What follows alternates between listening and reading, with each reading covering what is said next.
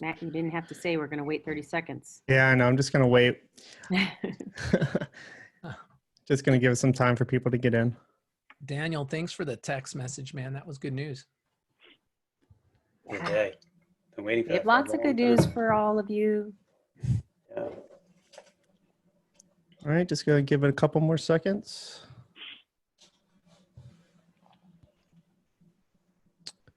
All right, here we go. All right, everybody. Well, welcome back to our one of our COVID-19 Zoom chats. This is, I believe, our 8th one, which is really great. Really proud that we're doing these each week now and bring you guys great content. We're going to change it up a little bit in terms of moderator. My name is Matt Krieger. I've been in some of the chats hiding away in the background before, but today I'm going to do a little bit of moderation on the chat, field some questions that Nicole was fielding so she can pay more attention to actually answering the questions instead of just drilling out the questions.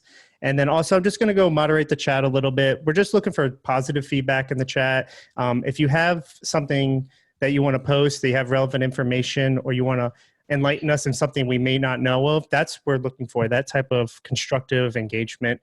If you have a question, there's a Q&A section. That's where a great place to ask a question is, because we can monitor it better and click it as answered and dismissed.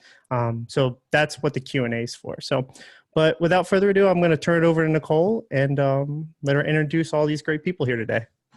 Okay, great. Thank you, Matthew. My name is Nicole. I am the Chief Development Officer here at MEG. And today we're going to be talking all things telehealth, as well as re-engineering your clinic during this pandemic. I have as you can see, a wonderful panel here today, and I'm just going to go through, I'm going to have them each introduce themselves. We're going to kind of use a different format today. I do want to answer all of your questions, so please keep the questions coming in, but we're going to have more of a roundtable discussion today. So I want them to share, a couple of them are practice owners.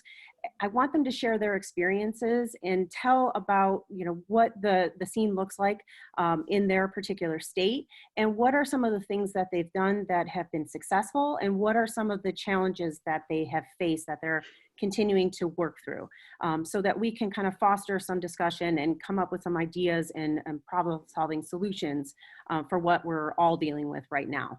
So on the panel today, we have John Scafidi. He is a practice owner out of New Jersey. We have Tyler Billings, who is a practice owner in Idaho. We have Mike Gorman, who's one of our senior coaches here at MEG and also the owner of iMove PT, TelePT Solutions, TelePT, right?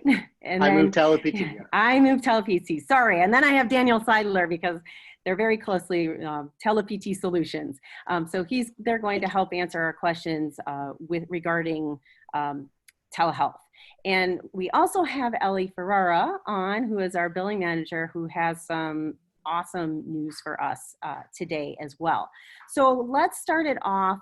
John, if you can share with us a little bit about your practice, and again, some of the challenges that you have gone through and how you have implemented telehealth into your practice. We can start with you. Sure. Yeah. So I'm John Scafidi, a physical therapist and co-owner of Pro Physio Physical Therapy. We're located in Central Jersey, Monmouth and Middlesex County. My business partner, Leonard Samariba, and I opened a practice in 2013, and growing steadily, year after year. Working with Meg and Brian's team. In our area, hard hit in March in Jersey, the epicenter here. Consumer behavior, patient behavior changed very, very rapidly in mid-March, where patient apprehension of coming in started to change very, very fast. Fortunately, my business partner and I, in January of 2018, we were looking at telehealth options and really jumped on board then, tried to push it out to our patients. It's just consumer behavior then. People didn't seem to be interested in jumping on board with it. So we used it, embedded it on our website so that patients can do more consultations. So our therapist can get them on the phone, my partner and I can get them on the phone and discuss with them how we could help them, then get them into the office and try to convert them into patients. So while we had that platform, we were up and running with the platform already. Once February, hit and we started realizing this is probably going to change, we started, shooting videos for our staff to get any staff that wasn't trained up on the platform of how it's going to work, preparing the patient side and the clinician side so that they were up to speed, and so we could start rolling it out to our patients. For us, it worked out pretty well, in the beginning, and currently patients, bought in. I would say probably 20% of the patients, who were apprehensive with coming into the office just converted to telehealth right away, no question, which was surprising to myself, my business partner, and our staff, being a lot of manual therapy trained clinicians, fellowship trained clinicians who had apprehension with not doing hands-on treatment, but there was no choice at this point, and these patients understood that. So we rolled, right into it with those patients with some very good success. Patients being happy, keeping, the 2 to 3 time a week visits with the telehealth. Great. So yeah, it was a good start, for that. Yeah, and I think that's really good, useful information, because I know even I've talked to practice owners who have the same reservations. I'm a manual therapist, or I, use the newbie, and obviously I can't do that. So what your advice for them is what? To try and implement and see how it goes? What type of approach are you using with these patients that's been successful? Sure. Yes. Even being manual therapy trained and going through manual therapy school, there's a lot of education that we're doing in the clinic, besides the hand-on treatment and the exercise. What we found is telling these patients, you have chronic pain, your back hurts, your shoulder hurts, sitting at your desk doing activities at home. It was a great way to be in their house, have the video, have a phone that they were carried around, the same education that we would do in the clinic, and show them how you should set up your desk. We were able to look at their desk at home. They were able to show us how they're getting stuff in and out of their laundry room, and it hurts doing that. And we could do some of the self-care EDL management, which we do on a regular basis, to help these patients decrease their pain, which was huge for us. Yeah, which that's a good point. You can see firsthand how they're going about that. I like that. Well, very good. Thank you, John. Tyler, can Absolutely. you kind of give us a little landscape of what your clinic looks like out in Idaho, and how you've gone about implementing telehealth?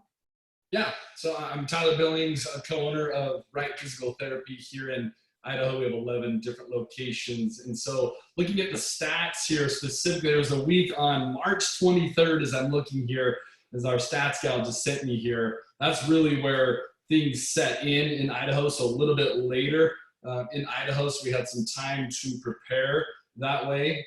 Telehealth hasn't gone as great as we would like it to be honest. I would say under 2% of what we're doing right now is coming from telehealth, and as of last week, we're down about 11.3% from pre-COVID to current. So we seem to be weathering that storm pretty well. Telehealth, for whatever reason, I don't know if it's the Idaho farmer mentality, struggle with some of the technology. We've ran into that quite a bit, and some hesitation that way. But it seems to be picking up over the last 2 weeks. With the platform that we're using, we've done a lot of training with our clinicians. They received it really well. I was surprised actually, with the manually trained therapists, like this gentleman said, they were excited to take on telehealth, really excited to have another solution to serve the community, which was really cool to see. And so I think it's been really helpful to train these clinicians. We've done a lot of video training and demoing and having them do it on each other, which I think is important. So PT is calling another PT to do these demos and to just feel what it's like to be a patient on the other end. I think it's really hard to do telehealth well until you've experienced it on the other end, trying to do some of your exercises or receive of that education. So overall, like I said, not as great as I'd like it to be, but I think that's starting to catch fire here in the state of Idaho. Yeah, and I know when we were talking a little bit before, Tyler, you had mentioned that you did get a little bit of pushback from your front desk staff. Is that correct? How did you handle and navigate that Yeah. to get them I on mean, board? I guess to clarify, some of that pushback from the front desk mainly came from doing things inside the clinic, right? That hesitation of Okay. when the initial, the governor and the stay at home and not understanding that we're an essential, we're an essential infrastructure to deliver patient care. So I think that was the most effective thing to do, was just to really, seek to understand, understand their concerns, and then really educate. We continue to do this weekly. We have stand-in meetings to educate on where those rulings are at. We're following all the rules, but what does it mean to be an essential organization and the responsibility that we have? So that was the initial resistance that we received. Gotcha. That makes sense. And Mike, let's transition to you, because I know you have kind of a different animal. You started your own telehealth company. Can you tell us some of your experience in starting up this company, and some of, you mentioned some tips that might be helpful for somebody considering?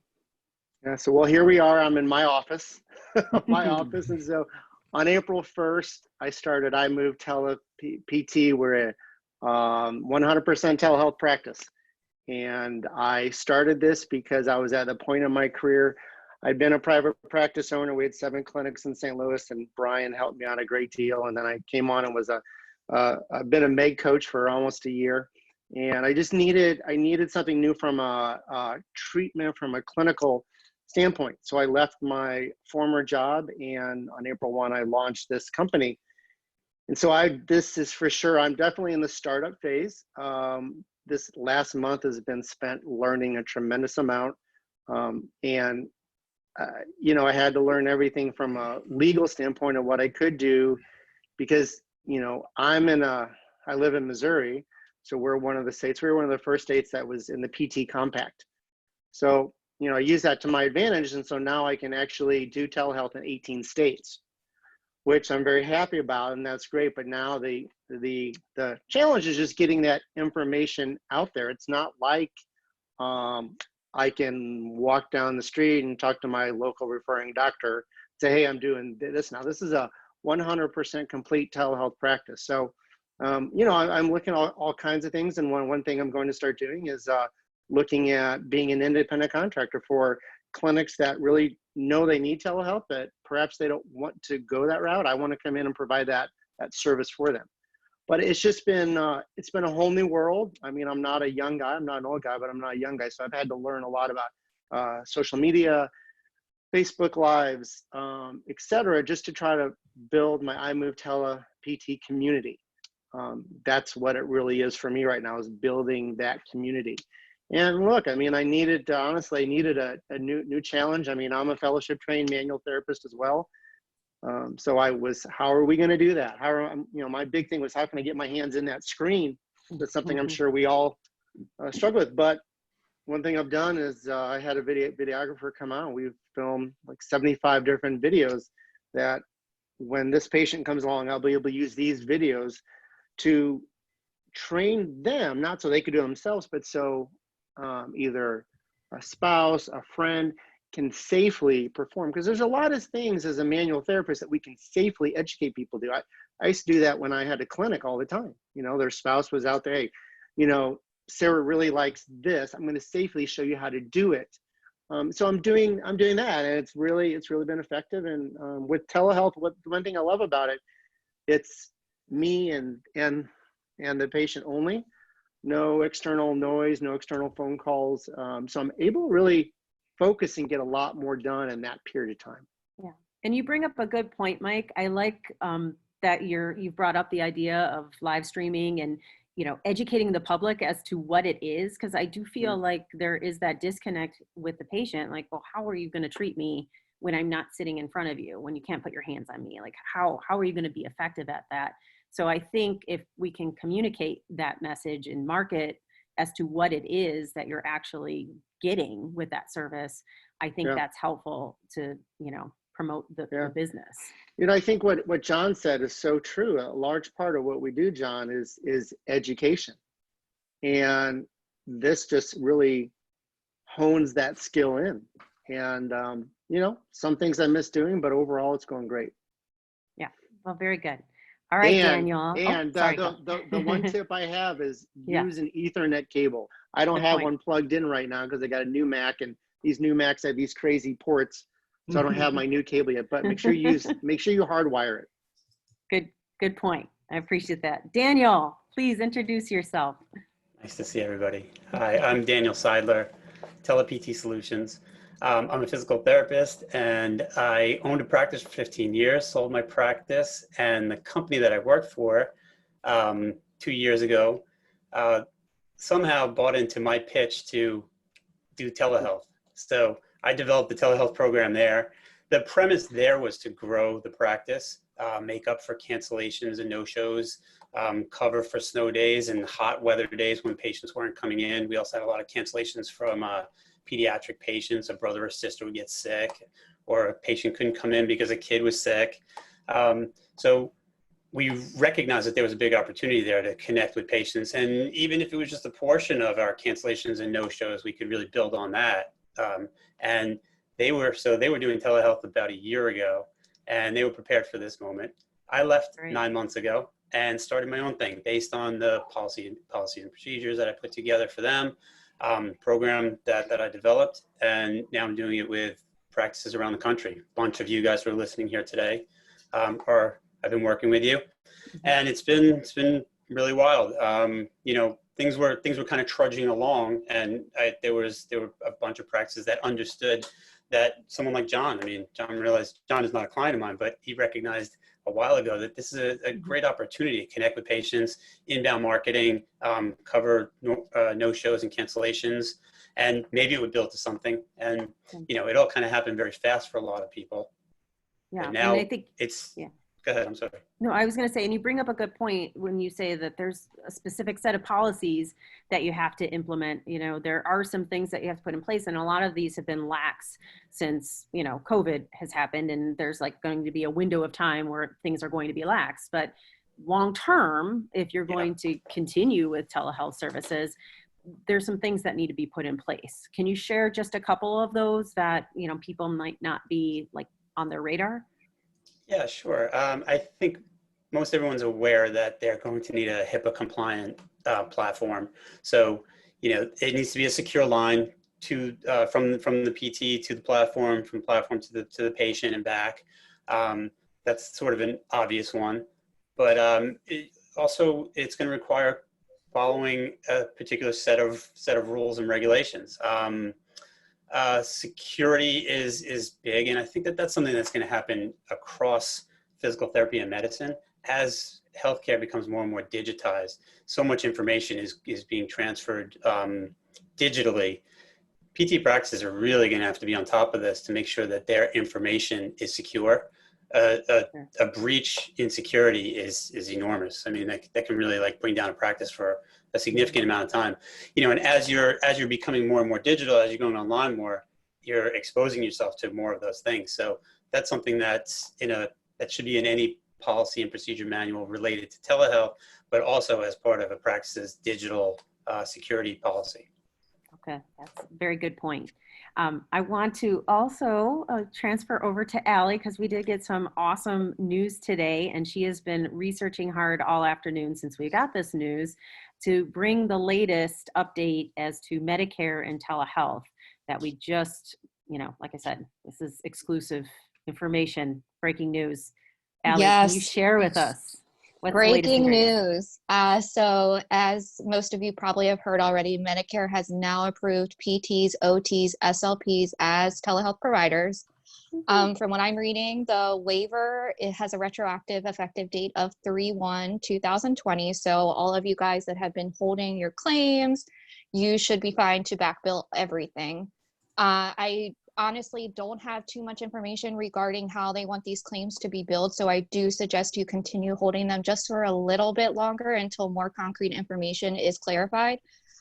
Previous billing instructions did state to bill the claims with the CR modifier. However, since, as we all know, billing the e-visits, they sent us the same information to bill that CR modifier, and it was horrendous.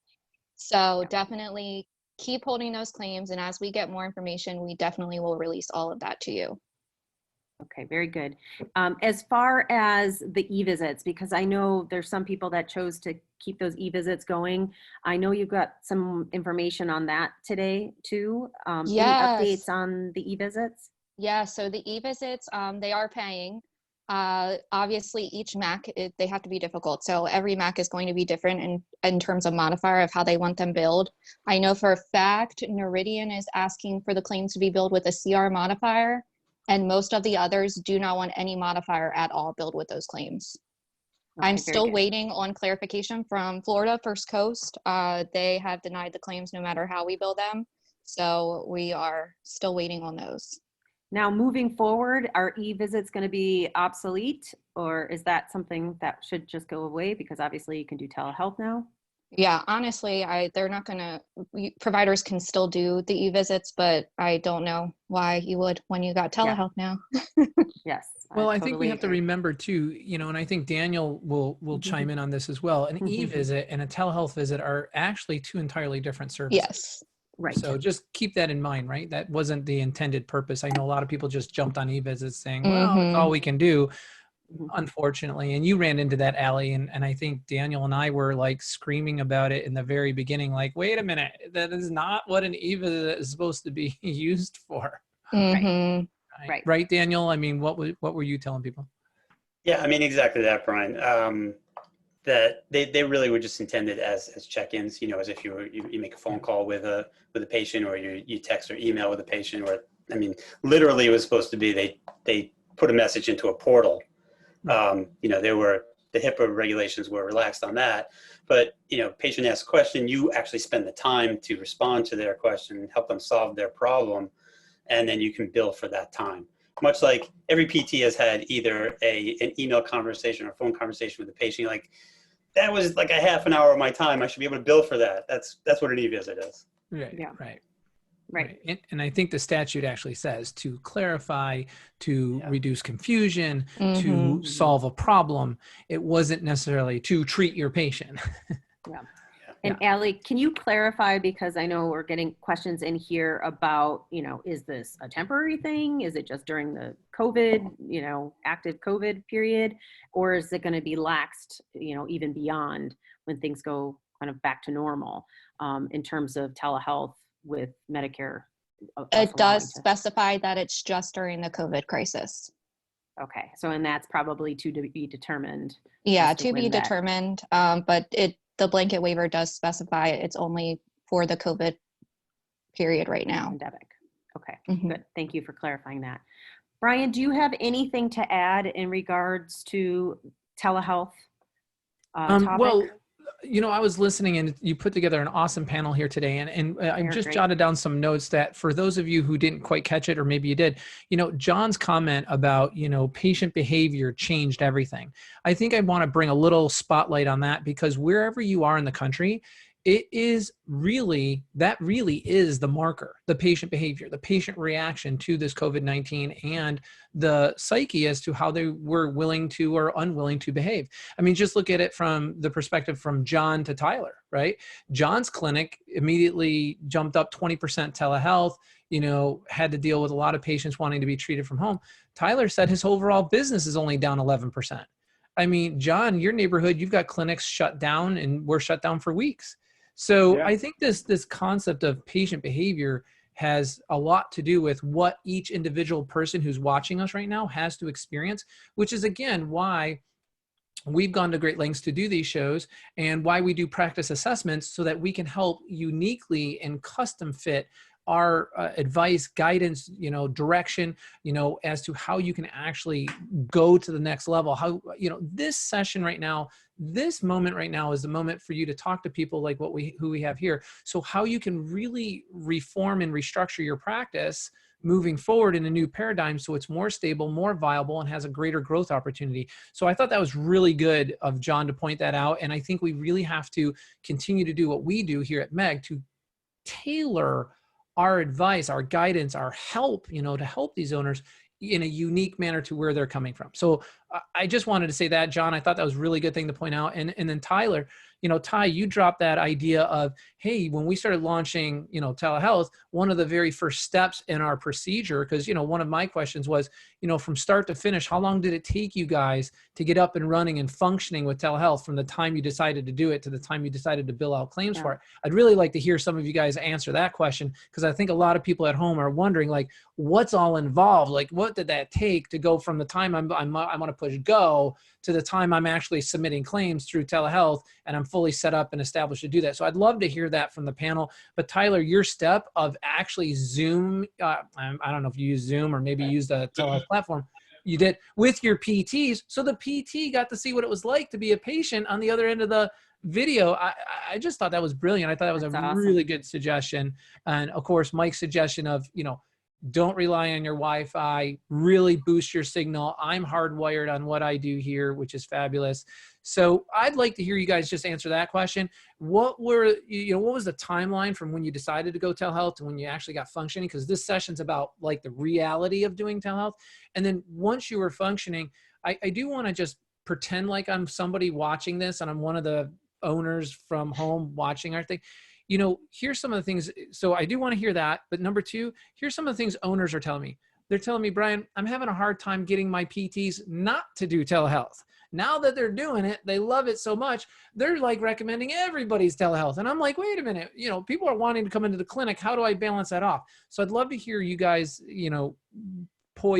position or toss out a solution to that owner's problem. And then the other owner's problem is the opposite. I can't get my therapist to do telehealth. They're giving me pushback. They're either quote unquote manual therapists or they have their own fixed idea about things. And both of you guys have solved that. So I just like to pitch those out there and see if the audience could hear your advice on those three topics, if you don't mind. Why don't we start with you, John? Yeah, sure. So yeah, like you said, patient, and even therapist behavior. For us, our volume went down 60 to 70% very quickly. We're doing half our visits on telerehab at this point. But when you start looking at some clinics are shutting down, some of the bigger companies in our areas, the publicly traded companies, the private equity groups that have big clinics that don't have telehealth in the works, but they have, 25, 50 plus clinics, and they have to roll this out uniform to all. We're ahead of the game to get these patients on board, and potentially get patients from certain carriers that their clinics they were going to didn't have telerehab as an option. Our therapists knew that patients are dropping off left and right due to fear, or they're exposed to someone who tested positive, and the amount of people who were contacts of a contact in our area, and the game time decisions we had to make about this person can't come, but they were in contact with this person, really changed things. And your therapists see that we don't know where funding is. We don't know what cash flow projections are going to be until it's figured out. Hours can potentially be cut. Everyone all of a sudden jumps on board to say, I'm going to get every patient, that I can to be on telehealth, so I can keep my hours up till we figure everything out, because things are changing so fast by us. So the therapist buy-in was very quick. And then once they started treating the patients, started realizing that patients were happy. They liked it. So we started collecting reviews from those patients to make sure, okay, tell us your experience, why it's working, so we could use that as leverage to go out there. One good experience from this for us, by touching on your HIPAA compliant platforms and making sure that you're not just throwing something out there via FaceTime or Zoom that's not compliant. We look at it from a patient experience standpoint. If the first experience and the first visit they have is something that they would have on a house party app or a FaceTime with their family, it doesn't feel like it's healthcare. So if you can portray something that we're going to use in the long haul, that's a very good point. Screen sharing home exercise programs, the buy-in is much different. So my partner and I were working on a workers' comp contract back in December without many referrals for it. And as soon as this came out, we decided over the weekend, we're going to shoot a video, just like Brian was saying, patient side and provider side, with Lenny and myself going through a whole treatment program, put it on YouTube, sent it out to the workers' comp carrier. Within a few days, we got a call from their executive team to go over, hey, not a lot of people are doing this right now. Can we start sending patients That's to do awesome. That is for workers' awesome. comp, That is awesome. which was So, great. John, Yeah. if you don't mind me just jumping in here, I'm sorry, but Sure. for everybody listening, I mean, here's John in Jersey, ground zero. He's got the patient behavior wanting to have some social distancing. He's got his staff wanting the same thing, but yet wanting to care for their patients, knowing that these people still had needs. And so you blended those two things together, and you immediately had an insurgence of, telehealth visits without any trouble. So answer the question, what would you say the runway would be if it basically, because I don't think, just by a show of hands, like raise your hand if you believe that the right avenue at this moment is to go with the non-HIPAA compliant, Wild West, Facebook, Skype, Zoom, telehealth, because because the CARE Act allowed it. Does anybody by a show of hands thinks, hey man, that's the quickest, easiest method, let's just go do that? Matthew, put your hand down. Yeah. I like John. He was up to date with the house party app. Yeah, I like that. That's great. So, if we all agree that the long-term scope here is not to waste any time, even though you can, and I think Daniel Seidler will be the first one to tell you that, because here he's putting out professional platforms, rolling out professional programs and clinics all over the country every single day. He must be confronted with that question all the time. Well, why should I spend $1,000, $2,000 and do it right when I can just fly by, FaceTime on my phone? So I'd love to hear your take on that, Daniel. But John, what was the runway for you? And then Tyler, I want to hear it for you too. Yeah, so the platform we already had up was very quick. It was really just doing some screen recordings to get our therapist some Google Meet meetings to teach them how to do it. But, as it started rolling out, even first, week into it, we started realizing once the West Coast started coming online around 10 o'clock, our time, bandwidth started changing. Everyone's doing it. So we said we need to look at having backup options. Luckily, our EMR system had a way of doing it. And then through our EMR system, they had their patient engagement platform had another company that had an option also. So at least we had those three options, because there are issues with patients connecting to one platform. Interesting. And when we were booking visits, back to back, we want to have the right flow where we're not getting backed up throughout the whole day. So, but logistically, in your clinic, if you were to pull the trigger start to finish, was it 3 weeks, 4 weeks? No, I would say for us probably about a week for us to pull it together, to get up and running, and have everyone. Yeah, good to know. Tyler, what would you say? Yeah, I'd say time frame. I'd say it's probably around a week as well. Okay. A week to 2 weeks. What was difficult was the whole the e-visits, and then switching from e-visits to, hey, Medicare's approved it. Hold on a second, because we were getting quick information and we were just moving. How Brian and I move, and so we were just moving and going. And they're like, hold on a second, it's not approved. So I think that affected how quickly we got it up and running, was the stop go of things being approved and not actually approved. And so I'd say all in all about 2 weeks. So right. Both of you guys are communicating. It's more the external factors and logistics that you had to wrestle with, not so much the staff, the training, the onboarding of them. That was the easy part. It was more the other stuff, correct? Yeah. Correct. Yeah. And Daniel, what would you say? Jump in here, Brian? Yeah, I definitely want to hear from you. You do this all the time. When I put together the first program I did, it took at least 3 months. Because we hired, and there was research. No one was doing the information, just wasn't there. So I had to do the research and really figure out policy and procedures and how it was going to fit into the framework of everything else we were doing. There wasn't this kind of pressure on it. We ran a pilot, and we had sample. We did some videos, we did some sample visits, things like that. In this environment, I've been getting people up in less than a week, partly because just the information is there and the resources are there now. There's also the urgency. And I've also recognized that you can do it on the fly. The one benefit of this environment is that there is some leniency as you're growing it, right? Mm-hmm. I mean, I think John and Tyler can both attest to this, that they definitely made some mistakes along the way, but they corrected as they were going. And you have that sort of liberty at this stage. I mean, I think as things progress, you're going to have a plan. You're going to have to have your ducks in a row before you go full force with it. And, one of the most important things, I'm sure they can also attest to this, is having everybody on the same page. Your whole staff has to know that you're that you have a telehealth program and it is an option for your patients. And they need to be able to talk the talk also. They need to know what's going on in those telehealth visits so that they can explain it to patients and explain the value that the patient is going to get from this. PTs, these guys said it also. Beyond manual therapy, the value of PT is in, and a quality PT is their knowledge, problem-solving skills, and compassion. And a lot of that happens through telehealth. And everybody in your office has to understand that. It's not just the PT who's delivering the care. It's also your front desk. You want to get that message across to your docs as well. I mean, your docs need to be telling your patients that you need physical therapy. And even though you're not allowed to leave your home, you need physical therapy. So you're going to do some telehealth visits because it's going to be valuable to you. Your therapist understands how to do this. They're going to bring that value of their knowledge, of problem-solving skills, their compassion. They're going to help you. So I think it has to be a 360 view. I think that's a good point. I think that's a very good point. That's the patient buy-in side of it. Yeah, sure. And what I want to ask, because I think you bring up a good point with, communicating with the doctors, the active owners right now, how are you communicating with the doctors, or are you sharing the testimonials that you're getting with patients? Like we would say, share your success stories.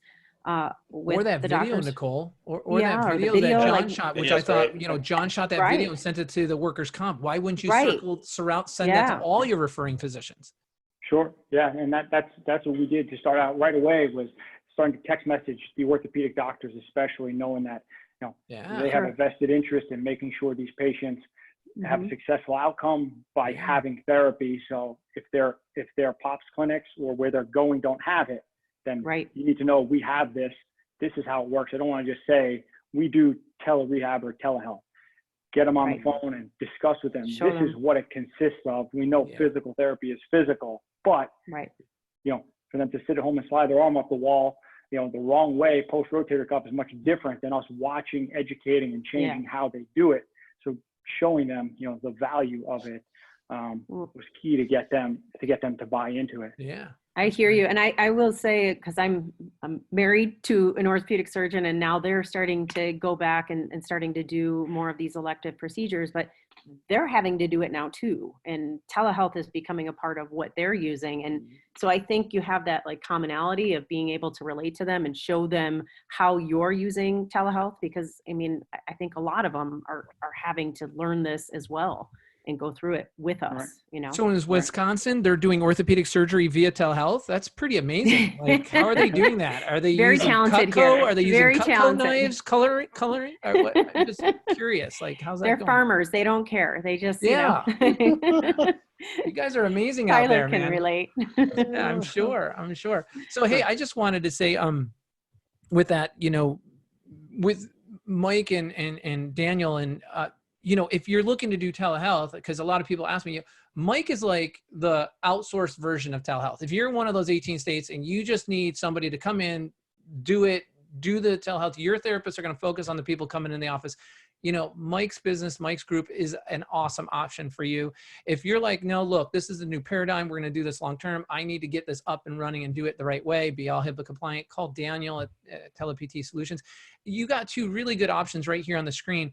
I want to throw this one out and let any one of you guys answer it. This is a real life story. I talk to owners every single day, and the owner said, Brian, my therapist was talking to a patient. Let's see, the patient came into the office. That's what happened. The patient came into the office and had an issue with the fact that the office was open and there would be other patients coming and going and so on. So that kind of is what came about.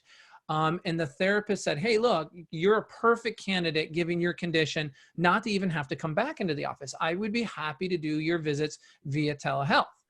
And the patient said, I only want to come in during an hour block when I'm the only one in this clinic.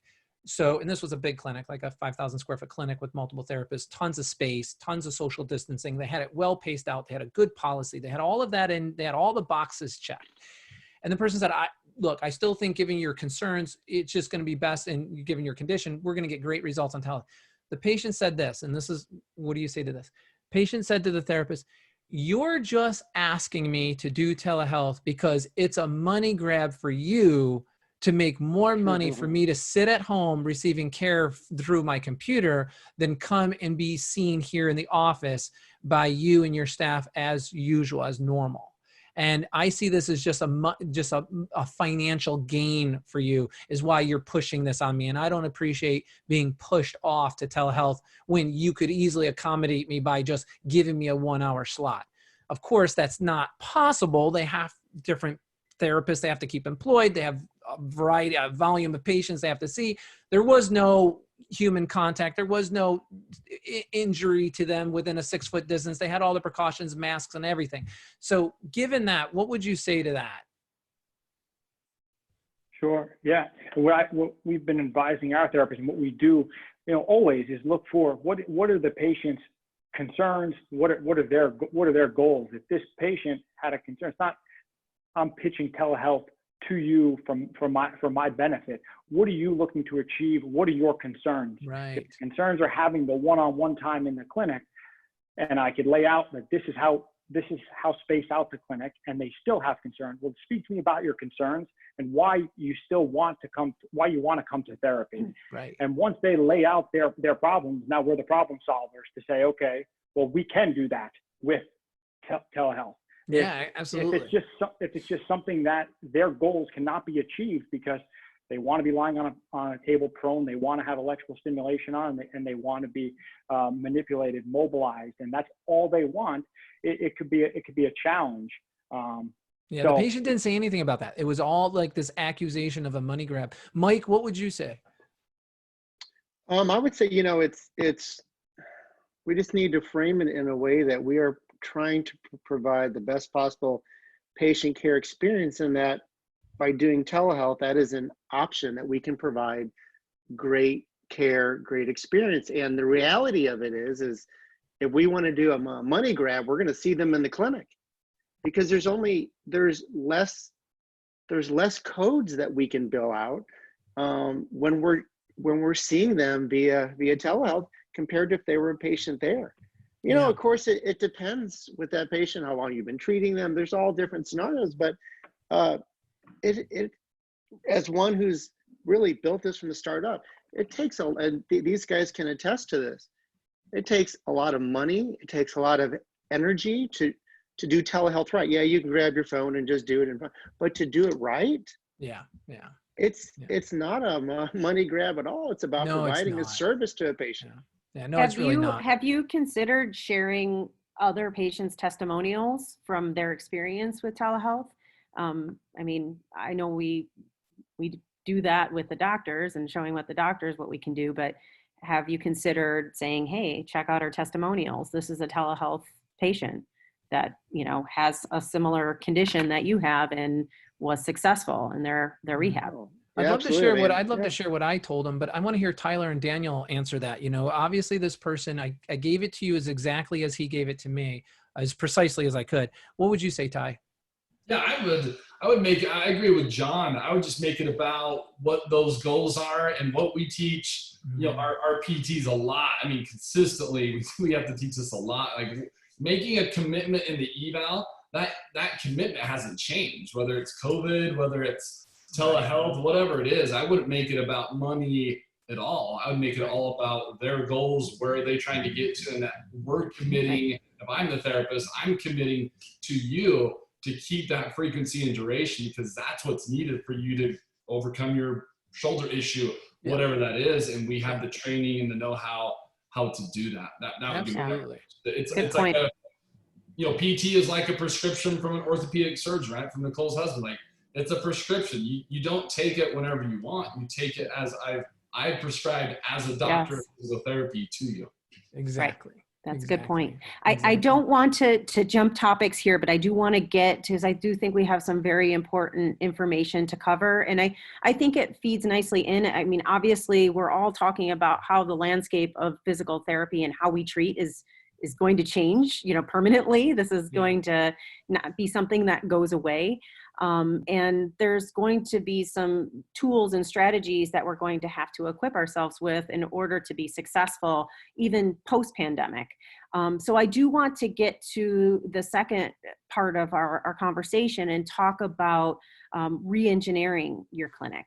And Brian, took a lot of time and energy and effort to put together this wonderful, we're calling it the operational playbook, the COVID-19 operational playbook, where it's a 10-page document where he really maps out a lot of those strategies and policy suggestions for what you can implement.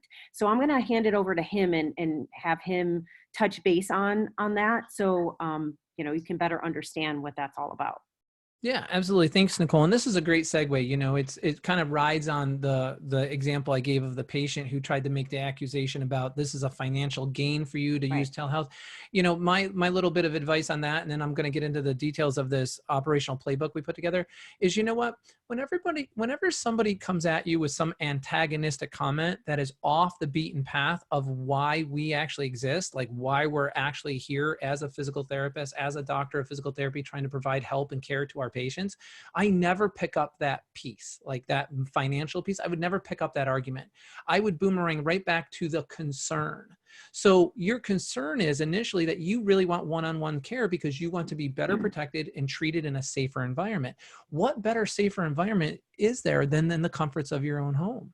Instead of looking at this as a financial thing for us, because it really doesn't have any different impact to us financially whatsoever, it allows us to treat you in a safer environment, in a unique period of time at your choosing, where we can provide that one-on-one care that you're actually asking for.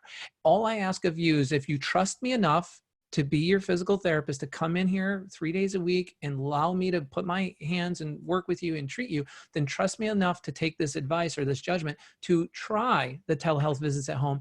And if that fails to meet your needs, you fail to feel like you're making the progress, we will come up with another strategy that will obviously appeal to you, and then we'll move from there. So I always take it from a patient advocate point of view. That's what we teach in Meg Academy. And I just wanted to leave that message. So I wanted to end with, no matter what the criticism is, no matter what people come at you for, and any kind of antagonistic, negative kind of comment, just always take that patient care advocate response. I believe it's always going to be the right response. So in keeping with that, it was about a week ago, I realized that, oh my gosh, I've been spending like 2 weeks, 3 weeks handling PPP questions and EIDL questions. And how do I get my forgiveness in? And John's going to seminars and you're giving me information, John, and all of us are sharing all this information, and I'm like, all right.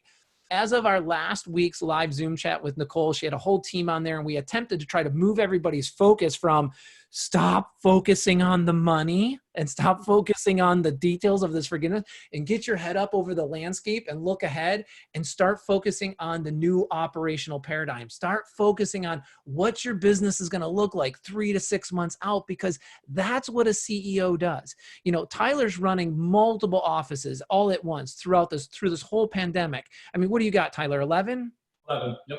11. I mean, he owns the concern of all of those patients, of all of that personnel staff, and of his entire community. And so do you. Those of you that are here on the show watching this, you have that accountable responsibility. So if you're not thinking with where are we going to land 3 to 6 months out, I'm telling you, nobody else is. Everybody's watching the news on a day-to-day basis. Everybody's worried about tomorrow. You've got to create the future. So what I did was I said, the new future is going to have an environment shift, a personnel policy shift, and an operational practice management shift. It's going to be a new structure. It's going to be a new way. It's not going to be physical therapy 1995. It is not going to be the way it is. So let's just start with breaking that down. And so I started attending lawyer webinars. I started attending the SBA webinar. I started reading the CDC guidelines. I pulled up the OSHA guidelines. I reached out to Daniel Seidler and said, Daniel, what's your policy and procedure looking like? What are your updates? And he's like, I'm pounding away on it right now. I'm going to have this thing done tomorrow. And he goes to link me in, and it whole failed and stuff. I don't know what's going on in Long Island out there. I think the hamsters fell off the internet wheel. We couldn't connect. So he sent me a PDF of it. He put together an awesome policy and procedure manual on how to run telehealth. So I'm looking at all of these things, and I just started combining them because I wanted to share this, because I know there's not one government agency that's willing to stick its neck out and say, hey, here's the new proper workplace environment. They're all giving suggestions. Everyone's trimming around the edges. So I pulled the CDC, I pulled OSHA, I consulted with a national compliance officer, Daniel, reached out to another Daniel, and Daniel Hirsch, and he's a national consultant in compliance, pulled him into it, pulled all this together, long hours. And we put together a 10-page, operational playbook. And we are going to literally discuss like what is going to be usual and customary, what is going to be normally acceptable for you to have that safe work environment to move forward in the best interest of your patients, in the best interest of your staff, but also keeping in mind in the best interest of your employees as an employee status, but also as the practice, right? As a business model. So certain things, depending on where you are, going back to John's term, which I thought was awesome, patient behavior, certain patient behavior geographics, you got to get rid of your waiting room. I mean, you can't have a waiting room. The parking lot is the waiting room.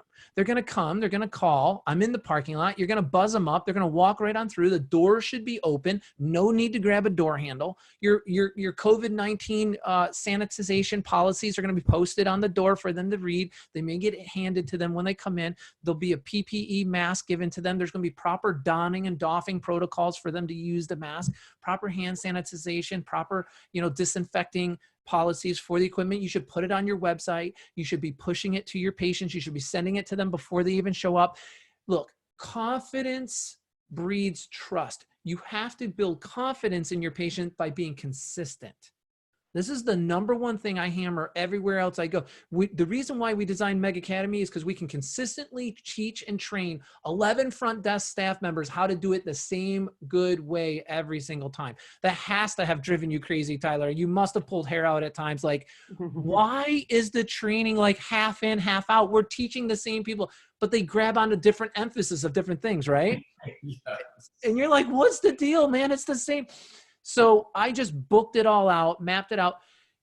You're going to have an environmental barrier. You're going to have a plexiglass shield at your front desk for a while, if not long term, or a glass window. I mean, these are things that they're looking for. This is the big thing CDC is asking for us to do as medical health providers, is what is the engineering you're doing inside your office? What engineering is taking place? Just like you see the sneeze guards at the grocery store, right? Just like you see there. I mean, where Nicole lives, there's no grocery store. It's butcher and baker, and it's the same thing you see on Beauty and the Beast. She still strolls down the street with her basket. That's how it rolls in Wisconsin. It's just that kind of thing. But for the rest of us, when you go out, you're gonna need to really consider like how you safeguarding that environment.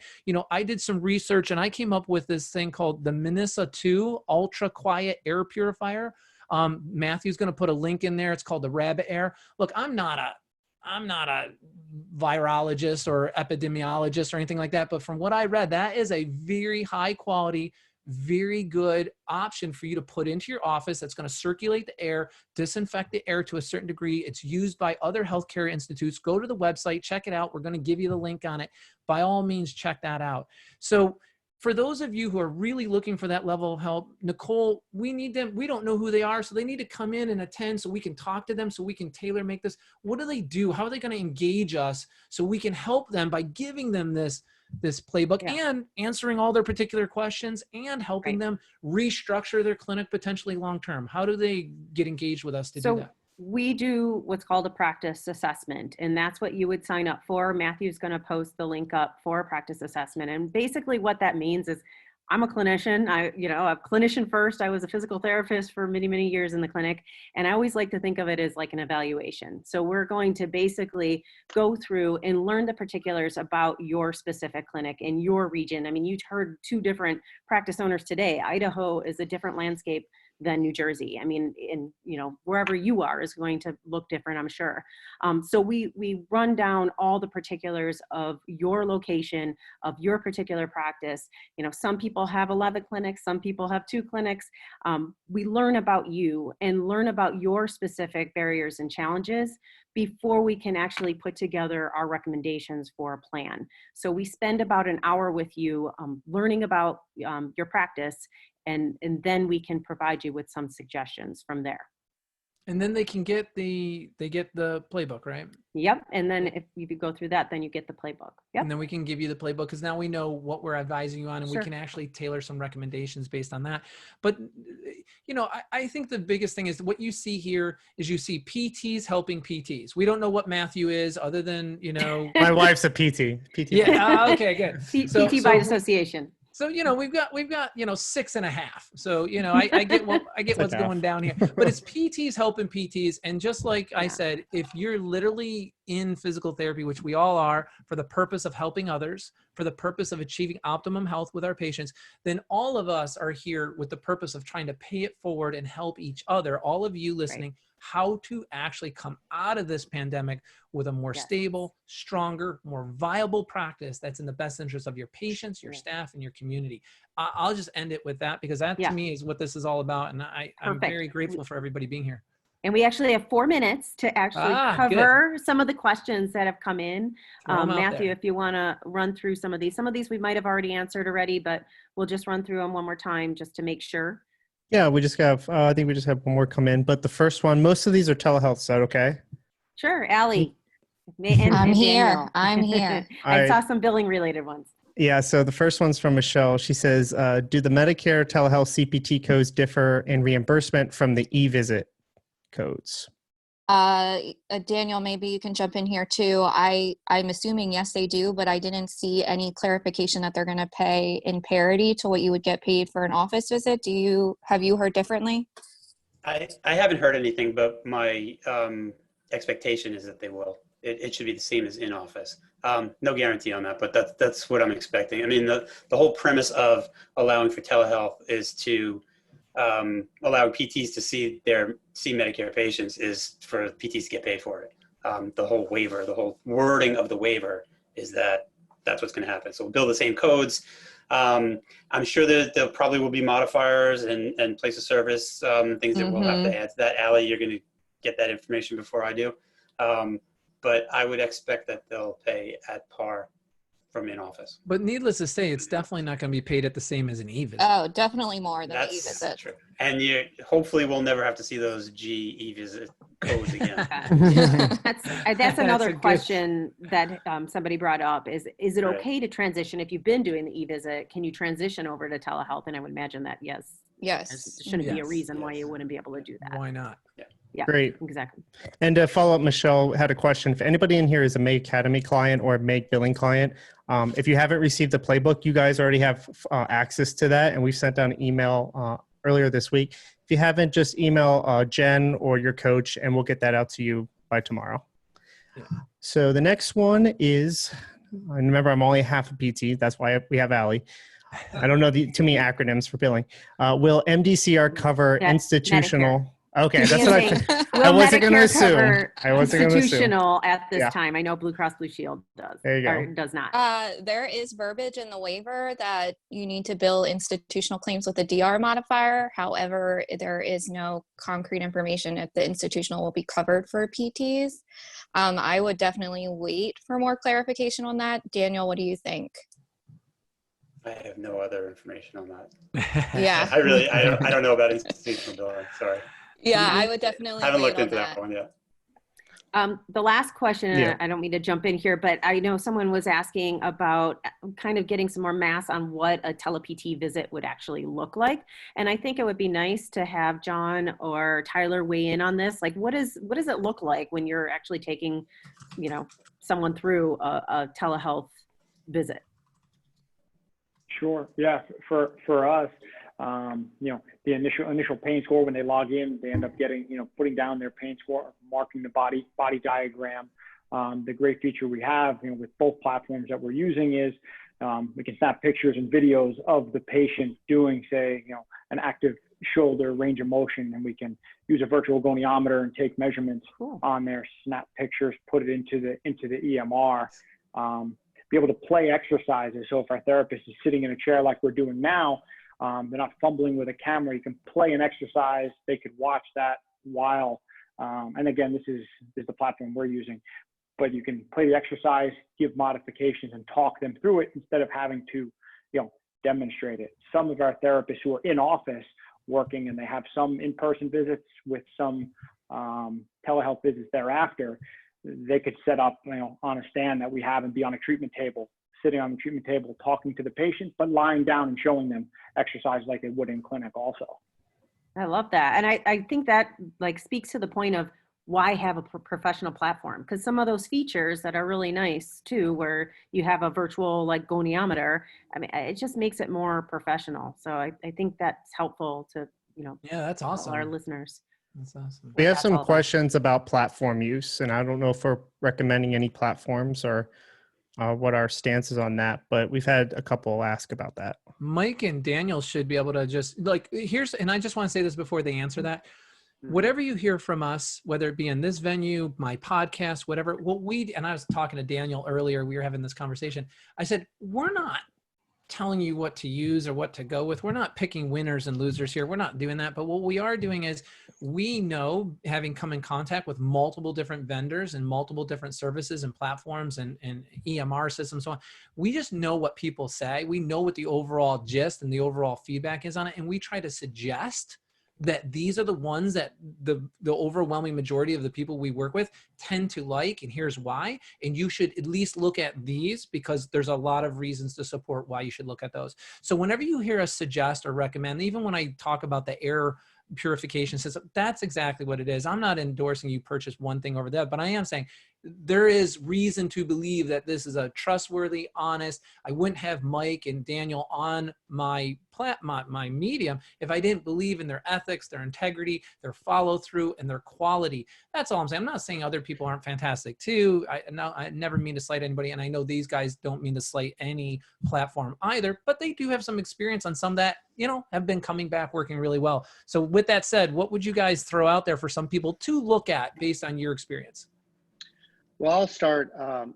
So what I did is I had to search for the correct platform for me, and I had to search right during the time that all these platforms were getting inundated with emails and phone calls. But for me, it was all about communication of the platform coming back to me. So I sent out several emails. There's several different platforms out there, and I went with a platform called Anywhere Healthcare. Anywhere Healthcare is created by a PT. I heard him actually speak on a podcast with the Colorado State chapter. I liked what he had to say, and then when I reached out to him, he communicated quickly. It was a simple to use product. It was not as expensive as some of them, and but again, to me, it was like, how were people communicating with me? Some of the companies took about a week or two to get back to me. There's many different options, all kind of price points out there. I don't have, like John said, he's got the goniometer on his, I mean, hopefully it's something Anywhere Healthcare will start to do, but many different options out there. And probably Daniel can say more about all the different options, but. Really quick, John, what was your platform? We're using Physio is what we started using in 2018. Physio. And Tyler, what are you using? Doxy.me. Okay. Okay, good. There's a free version. There's a paid version that you can do, and it's basic, but it seems to be doing the trick. Yeah, it's okay. And Daniel, what are you thinking? Well, first off, I like Anywhere Healthcare. Mark Milligan's a PT, manual therapist, great dude, very experienced and knowledgeable in telehealth, and I've heard only good things about Anywhere Healthcare, his platform. And I really like Better PT. They're a New York-based company. I know the folks there, and man, their customer service is phenomenal. Anytime there've been any issues, most importantly, connectivity is their first and foremost priority. So they're doing everything they can to make it really easy for patients to log in, log on to a visit. One of the points of friction for telehealth, and it's going to be a bigger one now that Medicare is part of what we do, is the connectivity with people who are not exactly technologically savvy. And Better PT they have their finger on the pulse of this. They have assessment tools for the technology and the connection, which I think is just so customer service oriented. You don't want to ruin a telehealth visit or a telehealth relationship before you even do a visit. Right. And they're looking at it that way to make it as easy as possible on both ends. And they're a PT facing company, much like anywhere healthcare is. So I like both of those.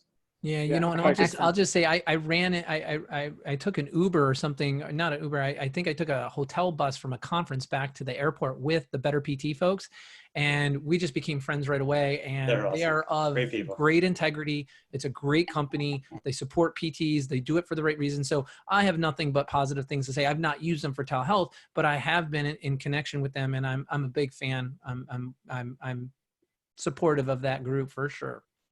Yeah, if I could piggyback off that too, with what Daniel and Brian said, Better PT is something that my therapists use in other offices with. We have not had connectivity issues there. With the other platforms, we've seen connectivity issues, but Better PT very responsive, for that. So we really liked how we can have a reliable source for it, easy for patients to click on and get on. One more thing. I don't know, WebPT is an EMR system that I use, has an integration with Zoom now that we've been piloting with them, and now we're using also, which allows us a cheaper way. If you're part of some of their other packages, it allows you to link up the HEP program and show the patients the exercises while you have the Zoom meeting going on, which is another good option. Very good. That's good. Nicole, there's one important question I saw come up, and I just want to ask it. It says, can you mix and match a telehealth visit with a client coming in for a live visit? Can you do like telehealth 2 days a week, live visit 1 day a week? Does anybody know the answer to that? Daniel answered that one. Yeah, I'm nodding my head. Brian, I hate to steal one of your terms, but that's known as hybrid. Hybrid model.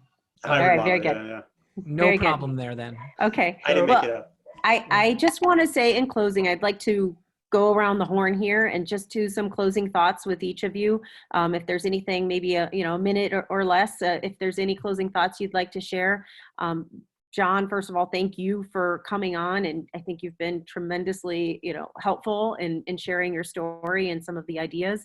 Do you have any closing thoughts you'd like to share with our audience? Yeah. Again, I think it applies to all areas, but the way we've been looking at it in our area, as we all mentioned, CDC guidelines, state, federal guidelines that we have to follow and what we're mandated to do. But I think we all need to take a look at, again, patient behavior and patient expectations and what they want. And what we're trying to do is find out from those patients who are not in the clinic or not doing telehealth, what's going to make them feel comfortable to step foot back in the clinic. What could we be doing, differently, or what do you expect? Polling family members, other staff, old patients, current patients, to find out what is it? Is it the fact that I pay cash and I want to, we're going to mandate exact change that gets slipped in a drawer where there's no transactions there. They're not signing credit card receipts. We've gotten feedback that manual therapy clinic lying face down. I just don't like that we only wipe the tables. So now buying, those face covers to go down that dispose of. And if that's what's going to make these patients feel comfortable to engage back in therapy, to ease their anxieties, those are things I think we have to do on top of what's mandated of us to do to get them back in the clinic. I think that's a great group of suggestions there. Yeah, absolutely. Tyler, do you have any closing thoughts? And again, thank you for coming on. Another unique perspective has been tremendously helpful. I think just, maybe a little bit aside from telehealth, I think this goes with telehealth as well, but, really communicating with your staff consistently. I think that's been the key thing for us, is having the empathy to know what we're all going through in this difficult time, but the authority that goes with it to say, hey, there's a plan in place, right? No one needs a, hey, hoorah, keep your head up. We're going to get through this. Like, what does that mean? Like, how are we getting through this? And I think that's been pivotal for us, is to the empathy and the authority of having that plan in place and communicating it over and over and over when people get scared or fearful. Keep them on the vision that you have and the strategic plan that you have, and it's been really successful. I couldn't agree more. I think that's fantastic. I know our leader over here, to your right, has been tremendous with that, and it's been so well received. I mean, we have a big team here at Meg, and the feedback I'm sure that you get, Brian, is overwhelming, and it's very important to instill that confidence and to keep those communication lines open. So I couldn't agree more with you. Mike, do you have any words of wisdom in closing? I have 3 things. I'll make it quick because I know we're over time. I know, always. I always shoot for. Yes, an hour. Sorry. So the first thing is telehealth, I believe, is here to stay. I would not have opened a company 100% telehealth if I didn't think so. I definitely think it's here to stay. So I urge everyone to please do it right. Be as these guys have said, be as professional as you can. Let's put a tremendous product out there because I do think it is going to be a part of our practice. That's first point. Second thing is you guys need to look at your malpractice insurance. Don't just assume that you're covered via telehealth. So that was part of my startup. What I had to do is talking with my insurance broker. I had to get a cybersecurity policy. So just please, if you haven't done it already, please talk with your insurance broker, whoever handles your malpractice, to make sure you're covered with telehealth. So that's important. And the third thing is we know that right now that Medicare is just saying that we're allowed to do telehealth during this pandemic.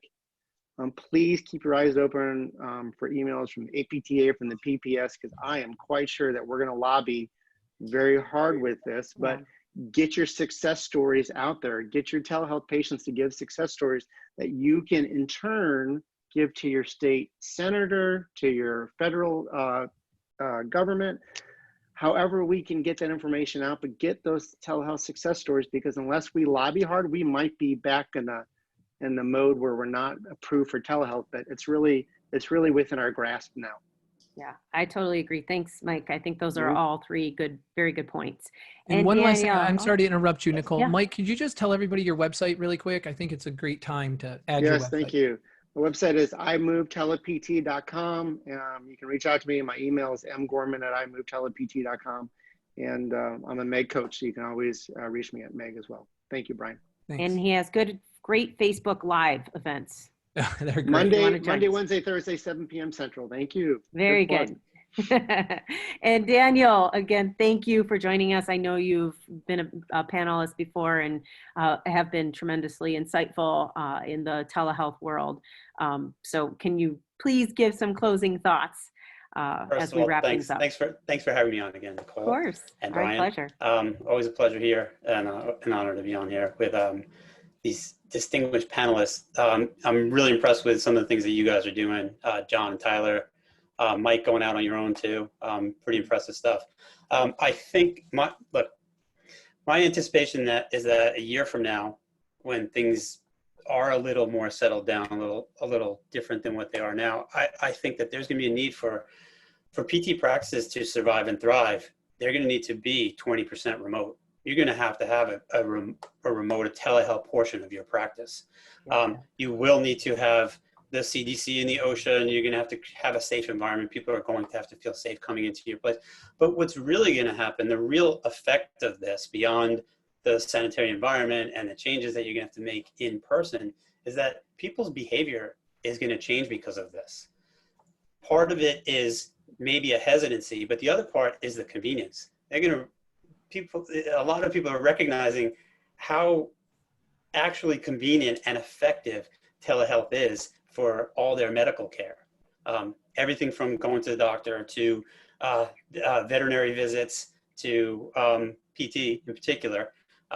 So it needs to be a part of everyone's strategy. And if it's not, you're likely going to lose that 20% of those patients. They're either going to go to somebody else who's offering telehealth locally, or there will be national providers who are offering telehealth. So patients want that convenience. They want, whether it's convenience or safety or whatever their motivation is, like John said, what the patient actually wants. Whatever their motivation is, there's going to be a market for this. So it should be part of your practice. I totally agree. And I love what you said about the, cancellation no-show. I mean, you really don't have much of an excuse to not do a Yeah. telehealth visit. Yeah. If you can't Yeah. make it in because of transportation, I mean, that's one of our number one reasons that we have to combat against. So, okay, Yeah. well, let's do it. Let's do it now. Turn your computer on. Yeah. So that's good advice. Thank you, Danielle. Brian, you Thank have you. less than 30 seconds to And I don't wrap need more. I don't. everything up I in do a nice not tidy need more bow. than 30 seconds. I do not need it, but I do want to Excellent. just piggyback on what Daniel said in terms of when you have an appropriate HIPAA compliant telehealth platform inside your practice, you will grow as this industry continues to grow, and it is going to continue to grow. There is no question. You just have to jump on it. Think about the patients that do cancel, do no-show, do feel a little under the weather and won't want to come in. Forget about the pandemic, even beforehand.